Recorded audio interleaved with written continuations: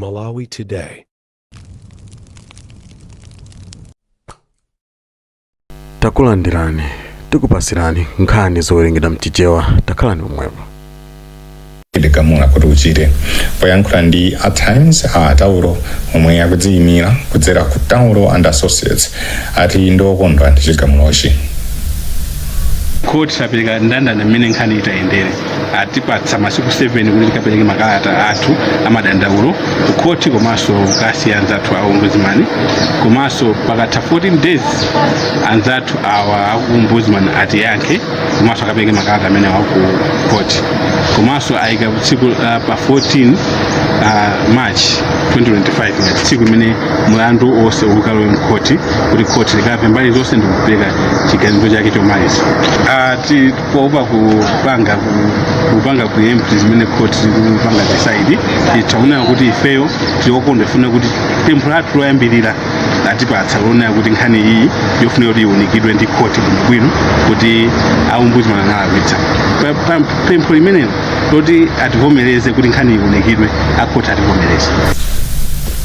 Kumbali yawo imina chilomba Gift Katundu ati adikira chigamulo cha baloli pa pempho lofuna chiletsochi pamene bwalo la milandu likuyembekezera kudzayamba kumva mlandu owunikira chigamulo cha ofesi ya mtetezi wa anthuyi. Panopa tikuzonera kuti zimene timafuna zikuchitika zachitika, si atilola kuti tipange judicial review zomwe timafuna. Injunction iyo ndi jayongo imitsa kuti zimene zanenedwazo zisachitike chifukwa ponena zinthu zambiri kuti mukasankha wina nangomotero zonsezo koti latiunike kaye ndiye tilisira koti kuti ipange chiganizo mbiri koma ndiye kuti koti likuzozapereka chigamulo nkunena kuti si zimene wakhala choncho awa amene wakhalapo kabwerezese so ndi zomwe timanena so pa nkhani yopanga argue kuti kuopa mpungwepungwe ngati umenewo tatipaseni tayimiseni Ministry of Justice kusipitiliza ndi dongoso limenewo kuti pasakhale dongoso zimenezo ndi fundo zina zimene tatapereka koma kuyankha mwa chindunji funso lanu andizotheka atapitiliza kwa panechowaletsa. Muzwatha ofesi mtetezi wa anthu idati chilomba ndi Ataulo sadakwanitse zoyenereza zina pamene ankachita mayeso ofuna kupeza ntchito ya mkulu wa bungwe lothana ndi katangale ndi ziphuphu la ACB potengera zomwe lamulo la corrupt practices limanena zomwe anthu amayenera kukhala nazo pofuna kupeza ntchito ngati mkulu wa ACB. Mabungwe awuza boma kuti tionetsetse kuti anthu akutsatira lamulo loletsa kupanga kugulitsa ndi kugwiritsa ntchito mapepala opyapyala. Mabungwewa anena izi patangodutsa masiku ochepa bwalo likulu la milandu litakana pempho la kampani zina lofuna kuti nkhani iunikidwenso. Thomas Kachere akufotokoza. Mkulu wa bungwe la Concerned Youth Organization CYO Ahave Chimaliro ati ngakhale izi zili chomwechi pakuyenera kukhala ndondomeko yabwino yoonetsetsa kuti anthu opezeka kuchita zosemphana ndi lamuloli azilandira chilango. Chigamulo ndicho komanso tingolimbikitsa kuti mwina aboma alimbikisenso kunena kuti maplastic amene asapezekenso pansika komanso ndi malo mmene mwina anthu amapeza maplastic amene wafwa amakhala ndithu ndi chiopsezo chimenechi. Komanso ifenso ngati mabungwe titengapo mbali kapena gawo kuphunzitsa anthu kuti adziwe za kuipa kwa plastic amene komanso ndi kuti akhale akhazikike pa njira zina zimene zili zothandiza pa zachilengedwe. Ndipo mkulu wa bungwe la Center for Environmental Policy and Advocacy SEPA Herbert Mwalukomo ati nthambi ya Malawi Environment Protection Authority ili ndi ntchito yayikulu yolimbikitsa lamuloli. Amwalukomo alangizanso anthu kuti ayambe kugwiritsa ntchito zinthu zomwe sizimawononga chilengedwe. Koma iwo apempha boma kuti lizitseko msonkho wa zinthu zopangira zonyamuliramo katundu kuti anthu azitha kugula musavuta. Nkhani iyi inatengeredwa ku bwalo lalikulu la milandu ndi kampani zina monga Flexo Park Limited, Jagod Plastics Limited, Quindao Recycling Limited ndi City Plastics Industry. Pa 31 January 2025, Justice Howard Pemba wa ku bwalo lalikulu la milandu anakana pempho la kampanizi ndipo adachotsa chiletso chomwe kampanizi zidatenga. Malinga ndi kafukufuku ovomerezeka maplastiki opyapyala amabweretsa mavuto pa umoyo kuphatikizapo kansa.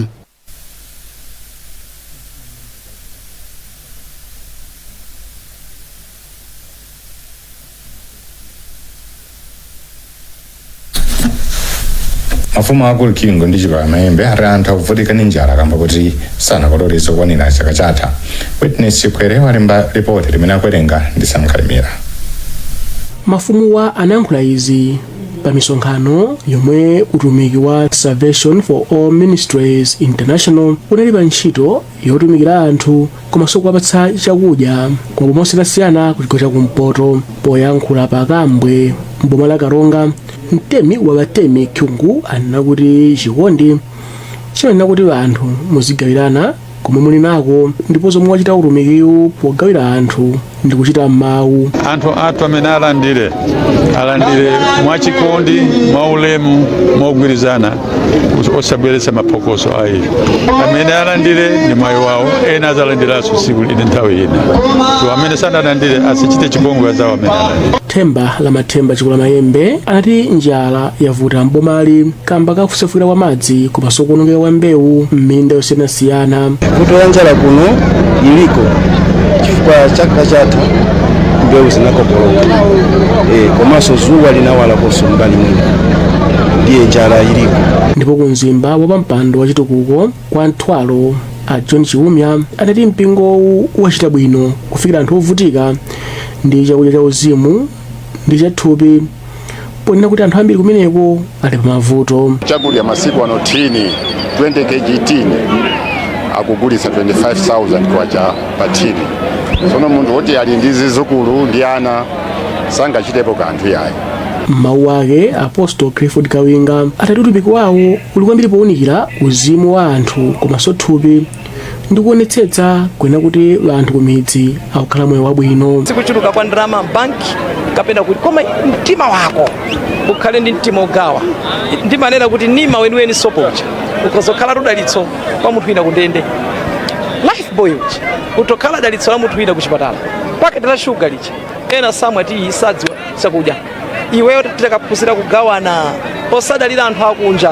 Amaria Muhango omwe anali mmodzi mwa omwe analanda thandizo kafukule boma la Mzimba anena kuti samayembekezera kuti akhoza kulandira thandizoli. Amalawi okwana 5.7 miliyoni anakhudzidwa ndi njala kamba kakusefukira kwa madzi komanso kuma kwa mbewu zina kumadera osiyanasiyana mdziko muno ndipo ambiri akufunika thandizo. Anthu 7.2 million alembetsa mukaundula wa voti pokonzekera chisankho chomwe chichitike mdziko muno mwezi wa Septemba chaka chino. Izi ndi malingana ndi mkulu woona za chisankho ku Malawi Electoral Commission MEC Andrew Mpesi. Mpesi ati izi zikutanthauza kuti anthu pafupifupi 65 mwa anthu 100 aliwonse amene ndi oyenera kuponya voti ndiwo alembetsa. Brenda Kayo ali ndi zambiri. Olankhulira bungwe loyendetsa chisankho Asangwani Mwafliwa ati anthu okwana 24,078 ndi omwe alembetsa mukaundula wa voti wachibwereza zomwe zapangitsa kuti chiwerengerochi chifike pa 7.2 miliyoni. Ngati Malawi Electoral Commission kuti pakutha pa kalembera wa chibwereza amene tinakonza kuti tipereke mpata kwa anthu amene anamba kulembetsa uzika pa nthawi ya chisankho koma sanakwanitse kulembetsa mkaundula wa voti. Anthu amene alembetsa alipo 24,078 ndiye tikatenga namba imeneyi kuphatikizira kwa anthu amene analembetsa kale mbuyo mja magawo atatu akalembera wa voti. Anthu onse amene alembetsa mkaundula wa voti pakati pano akukwana 7,200,905. Mwa anthu amenewa 3,087,563 ndi azibambo pamene azimayi alipo 4,113,342. Choti china choti tinene nchakuti pano tukapitiza ntchito yathu youmba kalembera wa chisankho ndipo pogwira ntchito imeneyi timakhalanso tikuchosa anthu amene anayesera kuti alembetse kawiri. Chipani cha Democratic Progressive kudzera kwa mlembi wamkulu wawo apita mukhito ati siokondwa momwe bungwe la MEC komanso NRB yayendetsera kaundula wa voti. Iwo anati mabungwe awiriwa apangadala kuti anthu alembetse ochepa. Izi ndi zolingananso ndi zomwe ananena mlembi wamkulu ku chipani cha Peoples Ben Chakhame. AMEC akwaniritsa zimene amafuna chifukwa AMEC amafuna kuti anthu ambiri asalembetse ndiye ndi zimene zachitikazo chifukwa timathandiza timauza mavuto amene analipo samamvera so tuzemu mwina achita achieve zimene amafuna koma kwa ifeyo ndongonena kuti tionabe ngati pangakhale ma remedies njira zina ndi zina zimene tingathandizire amalawi ena amene ndi ufulu wawo vota kuti pofika September azakhaledi kuti akuyenera kuvota. Koma polankhulapo wapampando wa bungwe la Chisankho Watch a Guilford Matonga anati ndiokondwera kuti chiwerengero cha anthu omwe alembetsa chakwera, ngakhale iwo anati chiwerengerochi sichopereka chilimbikitso potengera nambala ya anthu omwe amayenera kulembetsa.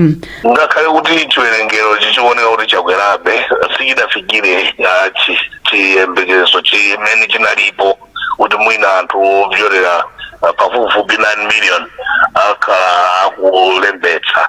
Komabe chiwerengerochi chakhala bwino kuyerekeza ndi chimene chinalipo asanaonjezere nyengo yolembetsera. So ifeyo tachilandira ndi bwinobe nambalayo kusiyana ndi imene inalipo poyamba. Mukalembera oyamba, bungwe loyendetsa chisankho la MEC lidalembetsa anthu okwana 2.2 million mu makonsolo 14, pomwe mukaundula wachiwiri anthu okwana 2.4 million ndi omwe adalembetsa, ndipo anthu okwana 2.5 million ndi omwe adalembetsa mu chigawo chachitatu. Anthu ogula ku Lilongwe adandaula ndi kukwera mtengo wa tomato mzindawo. Izi kudza pamene mtengo wa mbewu wakwera m'madera ambiri mdziko muno. Pemphero Malimba walemba ripoti limene akwerenga ndi Brenda Kayo. Mu mzinda wa Lilongwe, mtengo wa pwetekere kapena kuti tomato mchingerezi munsika monga wa wakawaka, mchesi ndi senti ukumayambira pa 500 ndi 1000. Mwachitsanzo kunsika wa wakawaka umene ndi umodzi wa misika ikuluikulu mu mzindawu, tomato mmodzi akumaugulitsa pa mtengo wa 500 kwacha, pamene muwiri ali pa 1000 kwacha. Izi ndi zina mwa zimene anthu ogula pa nsikawa ananena. Zilikuza kwambiri potengera kuti sinanga anthu athu amene amabweretsa tomato okwera komanso ifeyo kupezeka kuti kukhala udandaula kwambiri malinga ndi mmene sipakuendera pa ground kwathu. Bigiri mwe timaigula ka 2000 3000 ndipo panopachoka ku 2000 3000 fika 15000 pomwe zizopweteka kwambiri. Aina mwa anthu ogulitsa pwetekereyu ati vutoli likudza pamene katunduyu akusowa kumene amakapikula, zomwe zikupangitsa kuti azikaoda mokwera mtengo m'mayiko ena monga Zambia ndi Tanzania.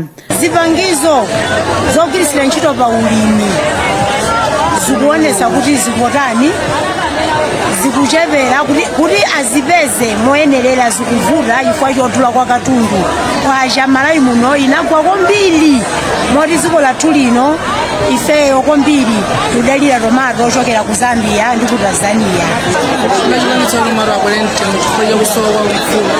Dzuwa linabwera mwachangu, mvula inabwera mochedwa, dzuwa linali ndi alimi kulima tomato amaopera nkumafa. Ndi mbali zonse dziko la Malawi lino tomato wavuta pena paliponse chifukwa cha mvula inabwera mochedwa. Wofalitsa nkhani za unduna woona za malonda a Patrick Botha ati vuto lili kuchitika pa nthawi imene pwetekere sakupezeka kwambiri. Bwalo la Resident Magistrate ku Blantyre adalephera kumva mlandu wa nzika ina ya ku Netherlands Jan Wim Axter kambaka kusowa kwa zipepala zina. Axter akuganiziridwa kuti anachitira nkhanza zokhudza kugona na ana ena omwe amalandira thandizo kuchokera ku Timotheus Foundation komwe ankagwira ntchito mchaka cha 2020. Bwalo lili limayembekezera kumva mlandu mmawa lachinayi. A Victor Jerry ndamene akuyimira boma pa mlandu ndipo akuyankhula ndi mtolankhani wathu Daniel Zimba.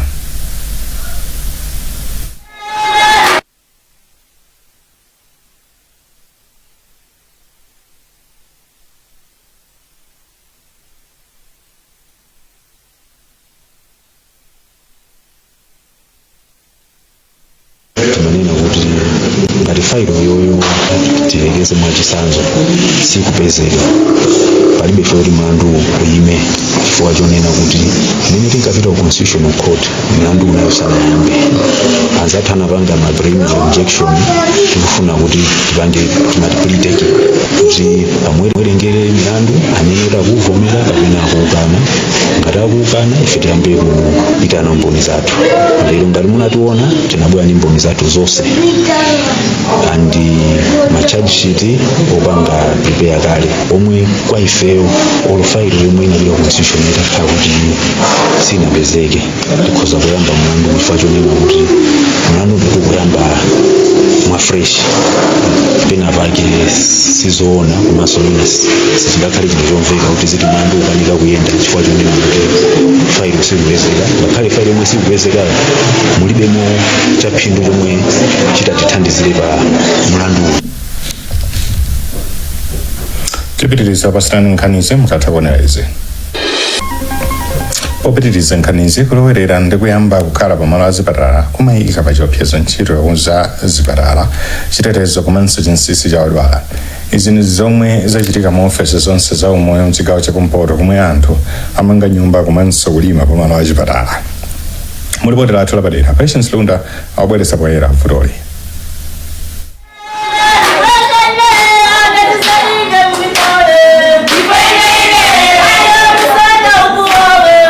Boma la Nkatabe zipatala 20 zonse za boma zinalowereredwa chifukwa cha vuto la kusowa kwa maliro olongosoka mwa zina.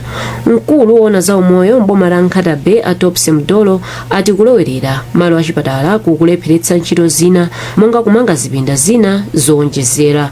Amdolo ati vutoli likupangisanso kuti pasamakhale chinsinsi pamene odwala apita ku zipatalazi zomwe ati zimathandiza anthu pafupifupi 114,810 ambomali. Mobweretsa chitukuko ija koma malo oti muyikepo pamapezeka palibepo komanso zimasokoneza security yapa chipatala paja. Mboma la Chitipa izinso zikuchitika ndipo pofikira pano zipatala 15 zonse za mbomali nazo zinalowereredwa. Mmodzi mwa akuluakulu oona za umoyo mbomali a Victor Matumbo ati anthu akumalima kwambiri malo omwe ndi achipatala muzipatala zawo zonse. Kurumphi vuto lolowerera malo a chipatala lakhuza zipatala zisanu za Rura, Mphompha, Katoo, Kamphenda komanso chipatala chachikulu cha Rumphi. Mawu ake mkulu wa za umoyo mboma la Rumphi Arnold Jumbe ati anthu akumanga nyumba matchalichi komanso akulima malo a chipatala. Ajumbe ati iwo akufuna kufikira unduna oona za malo komanso makomiti oona za kayendetsedwe ka zipatala pavutoli. Muna chifukwa chitiwa tamba kutulukana anthu kusoma muna malo olima komanso omanga nyumba muna vuto limene likumabwera chifukwa kuti mwina anthu aja posakasaka malo katamene akumaloweraso malo a chipatala. Vuto lisinasiye boma la Karonga popeza zipatala zisanu za Kaporo, Chirumba, Mwenyirondo, Nyungwe komanso paboma zalowereredwa. Mkulu woona za umoyo ku Karonga a David Siwale ati anthu alowerera malo omwe amafuna kumangapo maofesi ena a zipatalazi. Asiwale ati akugwira ntchito pamodzi ndi nthambi yoona za malo kuti akhale ndi kalata zomwe zingawapatse umwini wa malo. Omwe ali aboma malo omwe pali chipatala tikemo zizindikiro zoti anthu asalowerere ena akalowerera ndiye kuti tikhala ndi chifukwa chowayimbira mlandu kuti asapitirize.